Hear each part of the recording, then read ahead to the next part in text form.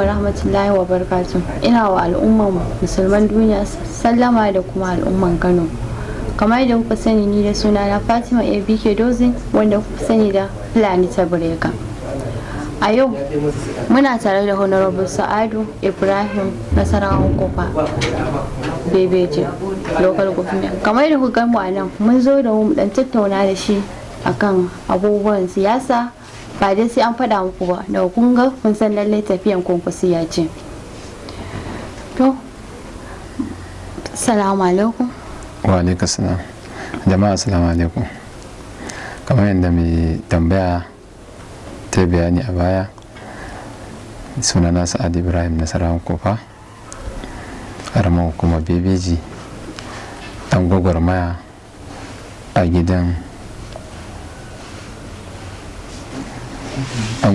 gidan Honorable Hajiya Azumi na Bebeji.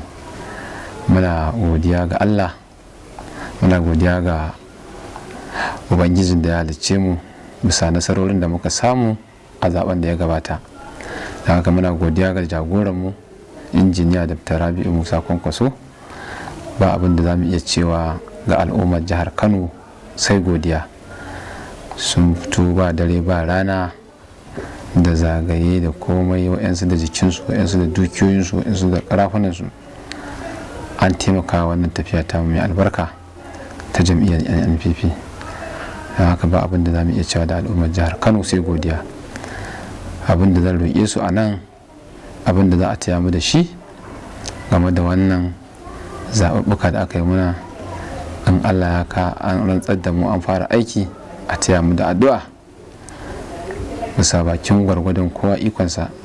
Allah ya ba mu ikon kyautatawa da miƙa halacci ga wannan jiha ta mai albarka. Muna roƙon dukkan al'ummar jihar Kano albarkacin wannan wata na Ramadana za a taimaka mana da addu'a. Ita ce wacce za ta fishe mu fiye da inne ba ma tunanin kanmu. Ita ce za ta taimake mu, dukkan wani ɗan jam'iyya da ma al'ummar jihar Kano baki ɗaya. Allah ya ba mu ikon kyautata musu. Don haka abin da za mu iya cewa a nan, muna godiya da jagororinmu zuwa irin su Hajiya Azumi na Bebeji, Alhaji ɗan kaka Usaini Bebeji, su Salisu Suleiman Bebeji, Abdulmumin Jibrin Kofa, Honorable Alintiga, irin su Basiru Kofa, su Alhaji Yusuf da Katsalle. Ba abin da za mu iya cewa da waɗannan mutanen sai godiya. Irin su Hamisu Gwarmai, da waɗanda suka ba da gudunmawa, da waɗanda muka manta ban faɗi sunayensu ba saboda halin lokaci.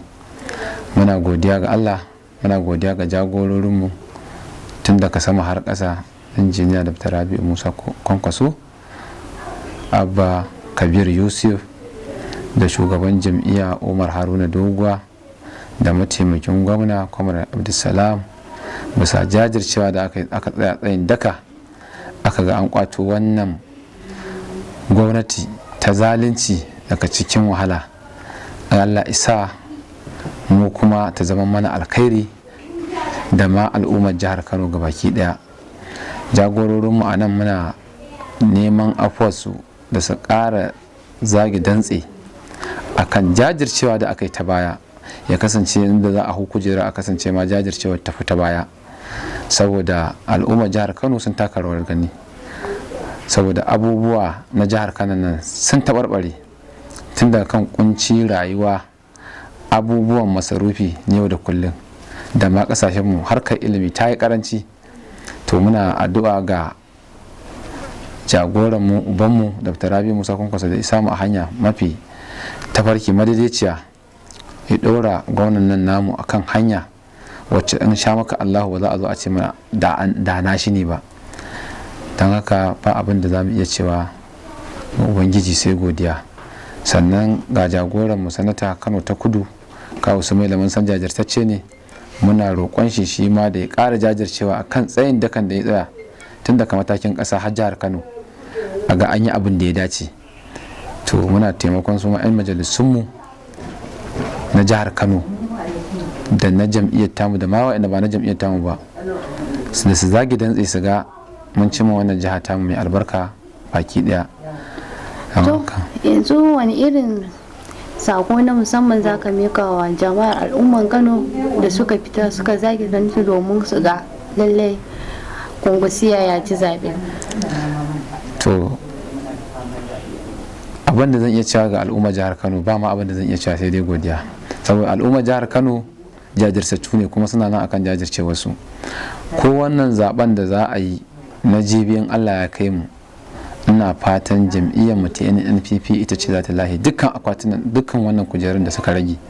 Don haka kamar abin da suka yi al'ummar jihar Kano a baya, ina roƙon su da kada su gajiya, a tahi tsayin daka, ba adda ba takwabbi ba sanda, a tsaya a kafa a tsare a dangwala a jira a tabbatar har sai an faɗa mana sakamakon abin da muka zaɓa. Ba abin da za mu iya cewa mu ƙara godiya ga Allah, saboda suna tsayin daka al'ummar jihar Kano, duk da abin da suka nuna suna so to ba sa kaucewa. To a matsayinka na SS, wani irin shawara za ka iya ba wa wannan gwamnatin naku yanzu da za ku hau?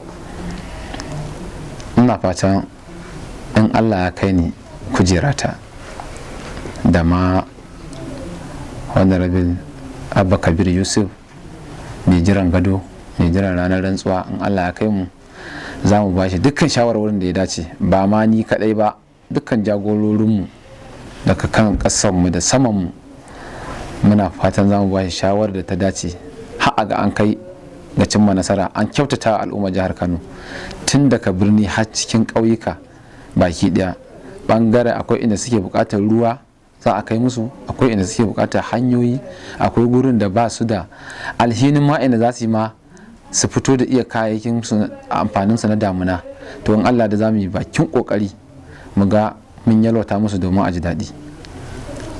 To a yanzu wani sakonka na karshe za ka mika wa wannan gwamnatin taku da kuma al'umman Kano na kewayenta da ma kusa? Ina roƙon al'ummar jihar Kano da su zo mu haɗa kai da 'yan jam'iyyar tamu da ma ba 'yan jam'iyyar tamu ba, abokan adawa.